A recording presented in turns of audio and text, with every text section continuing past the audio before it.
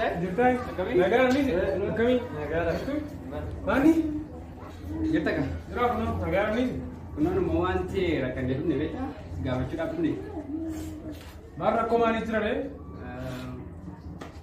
riya kan kenya jala kan adu beli bade bila beli jala bade sila bade mo gafanu gana wajin presena bade kanaaf yoo fuute tete kenni ta'uu baannaan immoo akka aadaa keenyaatti kakachuu qabu.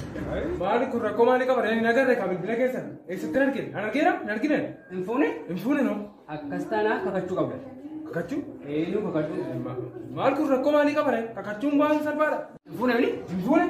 Hin fuune taanaa nu kakadhu. Taayitii kakadhu. Maal taa'ee siisee hunda kakadhu? Maal jedheen kakadhari? Maal jedhee akka tabeeta? Bilbila kana fuudheera yoon ta'e waaqayyo na aballeessuun jedhi kakadhu. Waaqaan hin kakatinaa inni teessoo waaqayyooti hoo jedhe hoo kanaafuu waaqaan hin kakadhu. Waaqaan hin kakadhu? Kakadhu. Aballeessuufi? Akkas taanaan akka jette kakadhu. Bilbila kana fuudheera yoon ta'e lafii kun baqaqee na haa liqimsuu jedhi kakadhu. Lafaan hin kakatinaa inni ejjeta miila isaati hoo jedhe hoo kanaafuu lafaan hin kakatu. Lafaanis kakadhu? Hin kakatu. Qoy bakka erga lafaa fi sana dide na kakachiisan. Amma immoo akka jettu Yerusaalemuu funfuune mobaayilii kanaa jedhu. Yerusaalemiinis hin kakatinaa inni teessoo mooticha guddichaati hoo jedhe hoo kanaafuu Yerusaalemiinis hin kakatu. Akkas taanaan egaa maaliin kakattare? Eeyyeen keessan eeyyee ta'u waa'uun keessan waawwa ta'u jedhee barreeffameera. Kanaafuu waa'uu an bilbila kana hin fuudhu. Hin fuune? Hin fuudhu. Waan allee fuudhanii tolu. Sinis galatoomaa.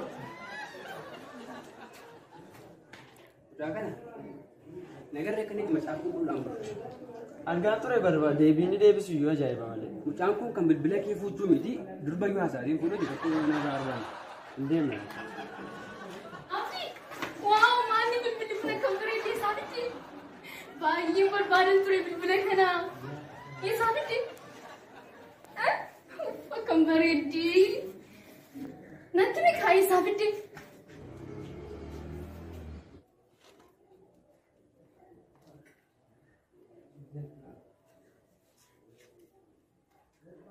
Fuuna hin jenne?